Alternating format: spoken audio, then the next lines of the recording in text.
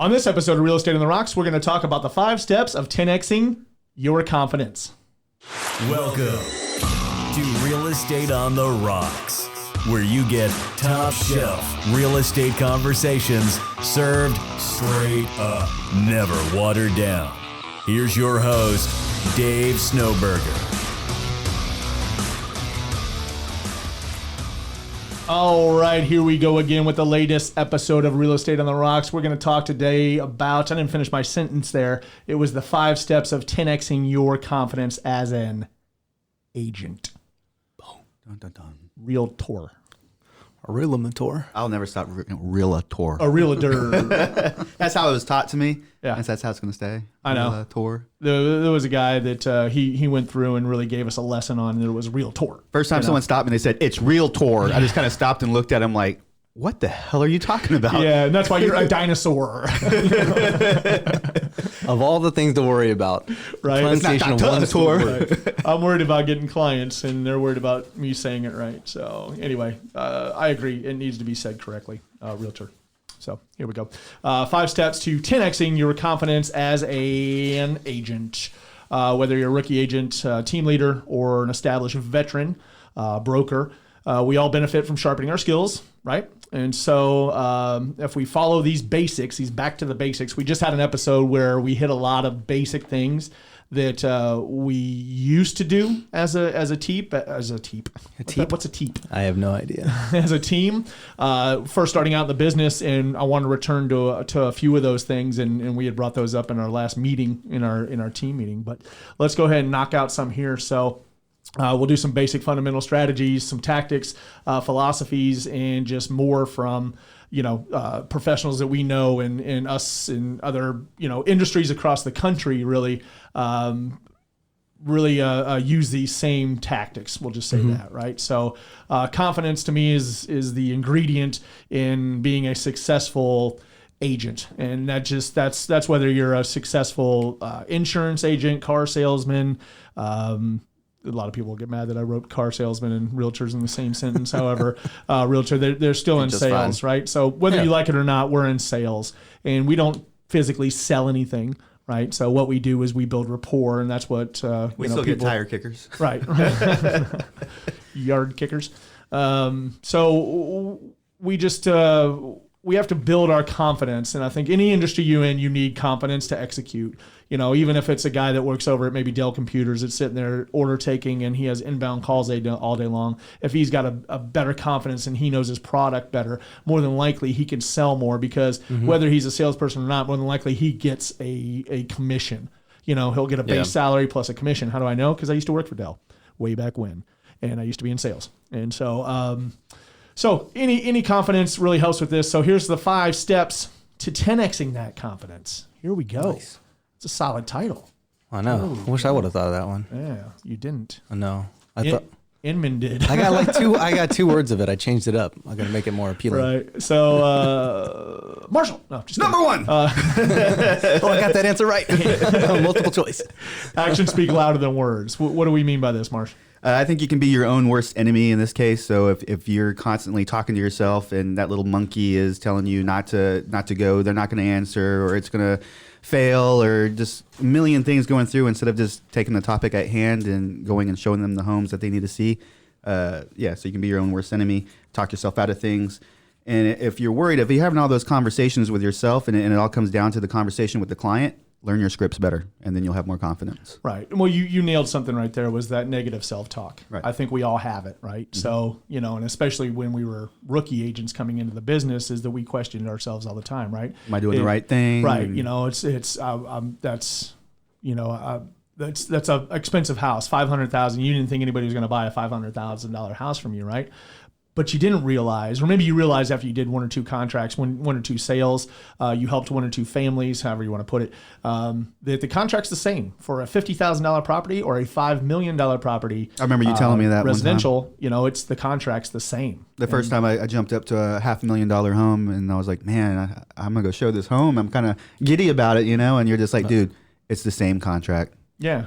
Nothing changes. You're going to write it the same way. You're going to tour the house, just dress the part. But. Yeah, it's just a nicer house inside. Yeah. You know, you're not gonna have a ratone falling down from the ceiling and saying, "Hey, what's up?"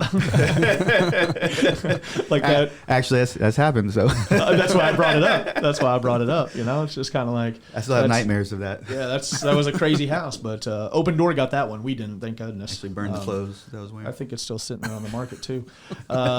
Okay, so yeah, the negative self-talk, that's something to really get over quickly. So obviously scripts will help with that, build your confidence. But on that one would be, what do we call it in the morning? Affirmations. Sorry, gosh. I'm really reaching for words again this morning. Loving the mirror. Yeah, I drank enough coffee to get all just jacked up on coffee, and now I can't remember anything. Affirmations. Affirmations are important. Yep. You know, and you don't. I know they sound cheesy at first. You know, I know they sound goofy, and then if you've got it, you know, if your spouse or your partner or you know you live with a roommate or even your dogs look at you. Yeah, even your dogs look at you with that cocked head, like, what are you doing? You know, you're talking to yourself. Like you know, I'm talking to myself in the mirror, dog. You know, I am a good agent. You know, I mean, I am good at this stuff. I won't beat my dog. Right. You know, I won't beat my dog. Bad dog. What are you talking about? Anyway, It always reminds me of that movie Stuart Smalley where he's looking in the mirror and he's like, "People love me. Yeah. People like me. They do want to hear from me." Really, that's the gist of it. You know, that's the point of it. Is like, yeah, you want to do those kind of things because you start to believe it, right? So, if we can plant those seeds in our head, you know, whether we plant negative seeds or the positive seeds, they're both going to grow, right? And so, if you want the negativity grows, keep there and keep saying, you know, I'm not good at this. I'm not cut out of Keep this. watering those seeds. Yeah. Oh, it's our trash in, trash out. Nobody wants to talk to me. You know, it's just, then that's what you're going to get. You know, I mean, if you talk about, you know, hey, these people want to do business with me. This is why they want to do business with me. You know, what's your value proposition also is know what value you bring. Know why it would be better to work with you and not the other person that, you know, not one of your counterparts in the office or somebody else that you consider competition in your market center, right? In your market, you know, in Austin, Texas, you know, and just kind of, you think about that. Well, oh, they dress better than me. They drive a better car than me. They do all that's bull crap. You know, it all boils down to like, what value are you likable? Can you get them to know, like, and trust you? If you like yourself, other people are also going to like you. If you dislike yourself, that's going to convey. Someone actually just talking about appearance. Someone this morning was asking like, "Hey, I have gauges in my ears. You know, do you think I should take it out? Should I do this and do that?" And some girl's like, Be yourself. I have blue hair and I'm tatted up. She's like, I still seem to be doing just fine. So, but you can tell the difference. He's more self-conscious and doesn't believe in himself. She's saying, well, this is me and I'm killing it. And she is. Right. So, I mean, that stuff really, really matters. It's important. It does matter. They can attract your audience too. So Yeah. she's dressing a certain way. If you think it is limiting and it is harder for you to be behind that power curve of having gauged or, you know, full tattoos or whatever else, and you know, if your market's not the heavy Christian market, then you should be fine, right? So you know, but I know plenty of people that are huge in their organizations like church and things like that are all tatted up or might have gauges or even neck tattoos or whatever else, that sell real estate. Yeah. And they sell, they're just fine.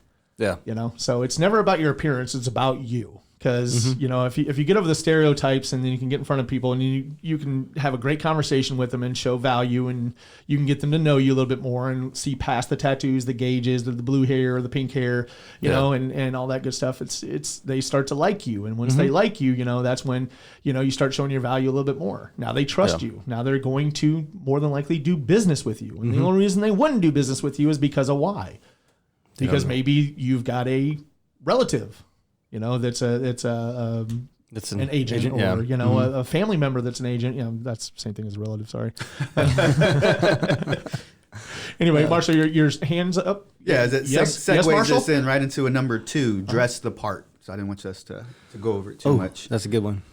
So dress the part, dress for your client. We all live in different areas of the country. We're not all going to dress the same. Here in Texas, we wear the blue jeans and the boots. If you're in Hawaii, you might wear a Hawaiian shirt. I don't know. Yeah. Isn't it just a shirt? Just a shirt. Just a shirt in Hawaii? Just a shirt. It's just a shirt. And I'm just boots and jeans. That's like Mexican food to you, Boots, you guys. jeans, and beer belly. Isn't it just food? It's just food. But yeah, that's a good point. Like I wear blue jeans, boots, and an untucked shirt at pretty much all times, right? If I do wear a sports coat, it's rarely my shirt's ever tucked in. You know, if I wear a suit, I don't wear suits very much anymore. I wore one probably about a year ago, I can remember, and it was like 103 degrees outside. And I'm like, I'm never wearing a suit again, that's for sure. I like sports coats, but usually just in the wintertime when it's colder outside. Yeah. I see one of mine hanging up over there in the corner. For But when you wear one, you feel sharp. Yeah, you feel sharp, you feel confident, and that's one way to raise your confidence, It makes you look more professional.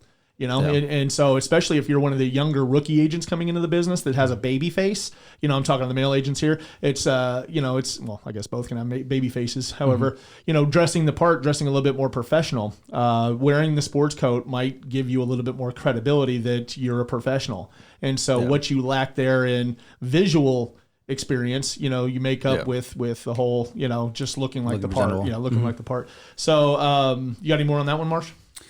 Not really. That about sums it up. Make sure your clothes are clean and fresh, and have an extra change of clothes in your car too. I mean, what are you doing? Huh? What are you doing? Why you got an extra change of clothes in your car? Because sometimes I'm here at the office and I might be a little bit more dressed down, casual or whatever, and then we get a call. It's an important call, so I'd like to have an extra pair of shoes, pants, shirt. I remember. I know why you do that now because I remember one of the last times. I remember one of the last times that you did this is you went out and you showed in cargo shorts, tan cargo shorts.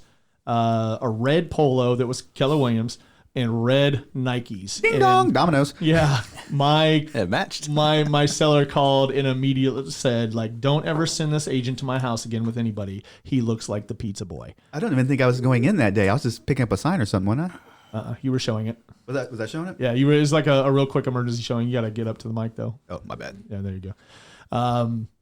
Anyway, so. Now I know why you carry clothes with you, so that doesn't happen again. Because I know that's ingrained in you. Because I was like, oh crap, and then that just started the snowball effect with her with problems, right? So every time she just thought that's when an agent right did a little naughty bat. in the house. Remember? What's that? The agent. Oh, this was we won't even go into that. We won't even go into that. But also, there's a lot of events. Like we get calls for open houses or builders doing big events and stuff. They want you to come out, or something pops up. I can't tell you how many times I've been up here and I live on the other side of the city, and they're like, "Hey, we got to do this," and I'm like, "I'm not dressed for that. I'm not dressed for that like event." a tool today. Sometimes we're 45 minutes away from home base. Can you Yeah. get some mustard on your shirt? So like having like a good pair of dress shoes, an extra shirt, or something like of the way you dress, business professional kind of clothing. It's always good to have a backup. You never know what you're gonna run into or need. Right. So anyway, all right, let's get on here. Number 3. Oh no, that was 3. Yeah, number 3. No, that was number 2. You're absolutely wrong. That was number 3. That was 3. Guys, we went out. Jumped of order. out. So Marshall in that order. Yeah. We segued into 2, which was renamed 2 from 3. All right. And now we're on 2. We're on 2, which is now 3.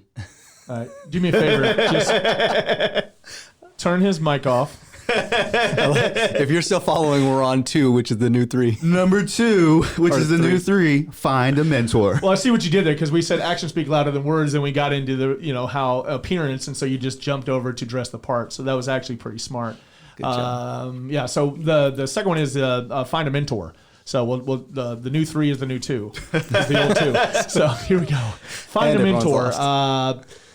Tony Robbins, a lot of big coaching, Tom Ferry, Tim Harris, Sean Kokoska, most of these people out here, one of the biggest things they'll do right off the bat is tell you to find a mentor. They all have mentors. Their mentors have mentors. I have a couple different mentors. Steve Foll was one of my mentors. Now he only mentors me in drinking beer. And so, that retired life. Yeah. He mentors me into getting into early retirement. That's for damn sure. One way or the other, whether I earned it or not. Yeah, I remember thinking back to my first year and being kind of lost. And, you can read about something all day long. Like you can read about how to ride a bicycle all day long. But until you get on that bicycle and fall down and hurt your ass and learn and get back on it, then you're not going to learn. So I read about everything all day long, was in every class, every training. That we had a coach. I would ask the coach questions. She would give me verbal answers. And so I really didn't start catching on until I met you. And then I started shadowing with you. And I was able to go on the appointments. And I was able to watch how you performed basically for the client. And I was able to adapt that. And I think that's very important. You need to find somebody that will teach you the ropes and actually take you out into the field. Certainly. I appreciate that. And you were a good mentee, I'd say, because you were coachable. You were moldable, and you taught me all the wrong things. Yeah, I taught you all the wrong things. I taught you how to waste a lot of time. But yeah, I mean, myself, it's just, I had a few mentors, obviously, you know, like my dad's one of my mentors, you know, and even my mom's one of my mentors, you know, and just kind of, I've got other mentors that I look at. I like, one of my old coaches is Scott Gibson. He's with the Tom Ferry organization now, but Scott Gibson is an absolute real estate badass, right? And so he just knows a lot about the business, and he taught me a lot with that year that we spent with each other. But we became, I mean, he's still one of my mentors. I keep my eye on him. Now he's very expensive to mentor me. So it's just kind of like, but I still have conversations with him every now and then, and we're still connected through social media and all that stuff. But find a mentor right off the bat. You know, if you're new to the office, go around the office, see who the top producers are. You know, there's the top producers that want to be left alone and don't really want to talk to everybody. Mm-hmm. And then there's the top producers that want to share everything and bring you into their circle, and then might even, be able to use you in a couple different areas of maybe doing open houses for them, or working with their buyers, or leasing. A lot of times top agents don't want to lease, and so they pass all their leases off. Mm-hmm. And so I would get around somebody, learn from them, find a mentor. All the biggest names in any business does it, it just kind of, so that's a no-brainer. Find that mentor quick. Offer to buy them some coffee or lunch and pick their brain. You'd be surprised how many people would take you up on that. Yeah. And I would stay away from the phrase pick your brain. For some reason, I don't like that, because that means they're just getting select things. Well, I mean, it's always a saying, but it's how you present it to somebody else. Is kind of like, I'd love to have a conversation and learn more about you. And what do people like to do the most? Talk about themselves. Right. And so I even brought up those top producers that don't want to talk very much. Like, I would say that I've been that guy that didn't really want to talk, but then I'd walk down the halls. I was like, somebody talk to me. Where's James at? Where's this group? Somebody talk to me, please. But I mean, your biggest way in is providing value for them. Right. And asking them like, hey, what can I do for you, is probably not going to be the best way to get in and provide value. Hosting their open houses or anything that can, I mean, I guess really anyone can do that. But I mean, just find out what their business is, how they conduct it. If they have any events, help out with that. If there's any way you can provide value for them that makes them feel kind of obligated in the back end to pour into you, helps. They do that in business. It works in real estate. Any way to provide value. And then you just learn. You watch what they do, watch how they do things, how they market, how they present themselves, how they communicate with people. Stuff like that is insanely helpful for you over the long haul. And another good icebreaker is that right there, is that coffee thing. Instead of inviting them to coffee, just the initial contact. Really, as you see them around the office, you say hello, you're cordial. Find out what they drink coffee-wise. And so if they walk in every morning with a big old Starbucks or, a big hibiscus tea or whatever else, find out what they drink and then go and grab some. Don't just grab one for them, grab 2 or 3 of them, cost you $10, $15 or whatever, and go and grab that. And, here's one for you. And, I overheard you the other day saying that you like this, or you asked them directly what they liked. Yeah. It's like you put that down, you write that in the note, you put it in your phone, you send yourself a text. However, you're going to remind yourself when you go to Starbucks, bring them something. And so usually if you want something, you need to give something, right? Mm-hmm. And so if you want some knowledge, and if you want some trade secrets, or this is how we do this, or you want the best open houses, you need to be able to give up something, because there's not a ton of value you can provide for that top producer at that point, other than maybe, clerical stuff for them, or here, go run copies for me. And that's the last thing you want, is like, you don't want to be a little, I was going to say a word, but I bought Dave some barbecue. I was like, you need more sauce with that? Yeah, Marshall, you going to teach me the ropes now? Yeah, Marshall knows when he leaves early around here that he always like, hey, I brought some barbecue. Look what I got. Yeah. Can I go home? Anyway, so never say I don't know. That's number 4 on the list. Never say I don't know. There's nothing more than I hate than when people tell me they don't know. Isn't that right, Marshall? I don't know. I just knew I could see his eyes light up. And he's like, I'm gonna say it. Right. So that you don't know. I mean, we live in the information age. We've got Google at our hands. We've got any kind of thing. I mean, you can learn. Marshall learned. We have a Mini Cooper that was wrapped with the team name on it, right? Yeah. And right when we bought it, it basically broke down. And so I'm like, dude, put on my mechanic hat. Bought this thing. Marshall gets on, doesn't know what he's doing, gets onto YouTube and watches on a Mini Cooper They wanted like $1,500 to replace the alternator. He goes out there. We get the alternator for $40 from whatever place.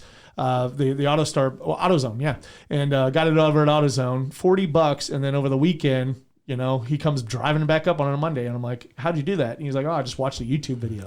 He's like, "It's a pain in the ass because they don't tell you this, and just having to do that." But you can't honestly say that you don't know something these days. We gotta. So the thing to say is, that's a great question. I'll get back to you with an answer. We bring this up all the time. That gives you another reason to reach out to them and have another conversation. And it assures them that you're going out to find the right answer and not the bullshit answer. Yeah. Like I've been really good in the past about, people say like, I've got that gift of gab or whatever. And I can't stand when people say that because to me, that sounds like you're full of shit, and like, huh? But he's got it.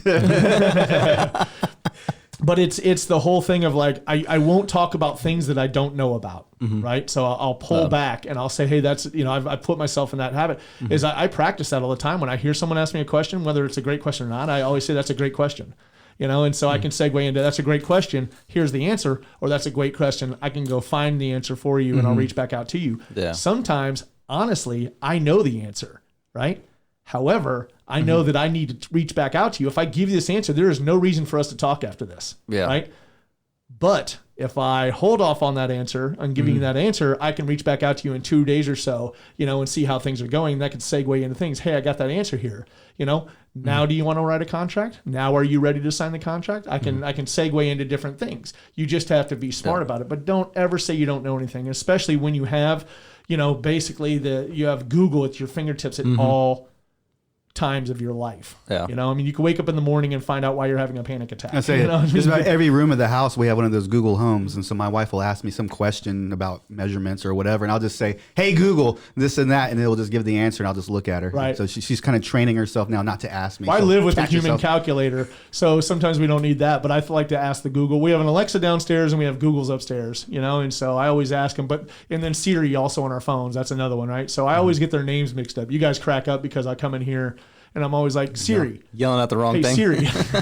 Alexa. Oh, actually, Siri just answered me. Sorry about that. Or, the Alexa. I do it all the time. I'm like talking to it as Google. Like, Google, why this piece of crap won't work? I stopped responding to people for certain ones, especially like around family stuff. Siri? Well, actually, family kind of expects it now. But they would just start going back and forth of like, oh, I think this and I think that. And I'm just looking at them and just head goes down. And I just start, going in, searching. And then stop them. I'm like, so this is what it says. And I'll read this stuff. And they look at me like, what the hell? And so like, I just started looking instead of like, unless I'm, we're all engaging, I'm giving my opinion on something I actually know about or care about. That's one thing. But some people like try and toss out facts. And I'm always just sitting there like, oh, I'm going to search this up real quick. Oh, is that what you're doing when I'm telling you things? When we talk about politics, you're always like, oh, let me pull back here real quick. No, I try and respond to that stuff if I actually know about it. And some of the stuff I just don't know or don't care about. Most of the things about politics, though, if you're having those conversations, those are opinion based. A lot of them. Yeah. Oh, I got firsthand knowledge. Oh, do you? Who shot JFK? So network like a machine. Network. You have to network. Love you have that. to get out there. And like I said, James still hasn't let me live down my rant I had about not hanging out with agents, and that just isn't what I meant. However, it certainly comes out that way. It sounded so bad. I was like, right. He's going to listen to this and be like, oh, dang it. Yeah. And so, I've got heavy interaction with agents all the time. I mean, we do our Wilco, realtor meetup, and really those are things so we can have better conversations, see where people's businesses are, and if we can ever help them with the people EXP. Need help. There's some. I did the same thing when I was at Keller Williams. Struggling. Like our whole thing with any broker is attraction. So I mean, I have a team. So it's always about agent attraction and finding out. I genuinely want to know about people's businesses, right? Yeah. What are you doing to be successful? I love asking people those questions. And some people have some great experiences that how they're able to make their business thrive, which is vastly different than most other people, just because it's who they are, how they are, stuff like that. So right. It's very and fascinating. So I don't prefer. I prefer to not be all agents in a mixture to where we can invite clients and agents or other B2B stuff, so we can sit here and meet other businesses. I much more prefer that than being in a, like, there's no reason for me to go to local young professionals realtor meetup.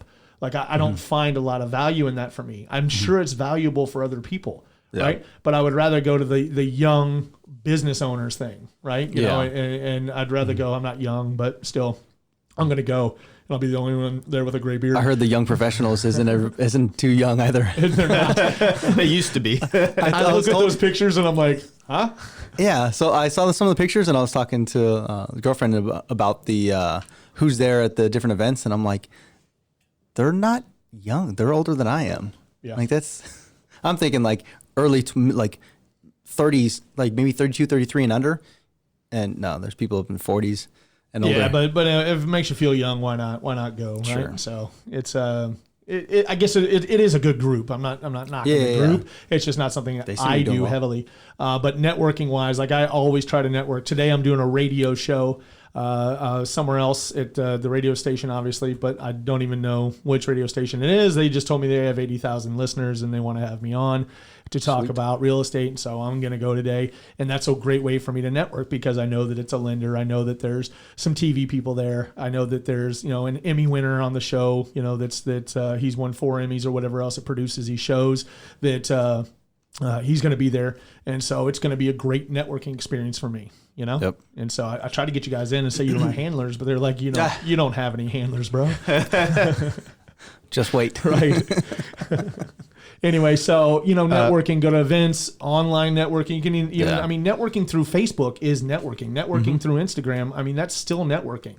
That's when I do, like, we're in this space of real estate on the rocks. I want to know more agents because I want them to listen to our podcast, right? Yep. And so that's all the more reason for us to get 5-star reviews and for every listener to this podcast is to share it with somebody or tell them, hey, have you checked out Real Estate on the Rocks yet? Put it in your rotation of great podcasts. I listen to other realtors' podcasts every morning to network, Dustin Brome with Massive Agent Podcast, the dude cracks me up. I like listening to it. I listen to, a few more real estate podcasts, and there's some other that I can't listen to. We as agents don't see eye to eye. However, if they like us, great. If they don't, that sucks. I'd still keep it professional with them and network with them. Of course, I'm just not going to listen to their views anymore. However, I don't find any podcasts that I don't like. There's some that get right to the point. There's some that have 15 minutes worth of advertisements up front. One thing that I said when we started the show was I didn't want a bunch of advertisements up front. And we've got sponsors, Magic Mike, but we always talk about him pretty much at the end of the show. Yep. And you can reach him at Magic Mike at 88000. There you go. Bam, I just did it. All right. You can tell I got a closing coming up in about 15 minutes, and it's a 16-minute drive. So anyway, I'm going to go ahead and wrap this one up. So let's go ahead and summarize real quick, James. 5 steps is put everything into action. Find a mentor to guide you through your path. Dress the part to your market. Never say, I don't know. And network. Network like a machine. I spelled it machine. You did. Why do you think I said it? I'm like Ron Burgundy. I read exactly what's on the board. So anyway, we appreciate you listening. Don't forget Magic Mike out there. He's with Guaranteed Rate. He can kill any loan that you have. Not kill it like kill it, but kill it like help you out kill it. Anyway, so reach him at Magic Mike at 88000. And then us, you can always. Don't forget, if you have a referral, text 88000 Top Shelf. Top Shelf. We want your Austin referrals. Austin, Texas referrals. We do reciprocate, and you go into Marshall Tucker's personal referral group. I can't talk. That's I'm a out tongue here. twister. I gotta go. Bye. I'm out.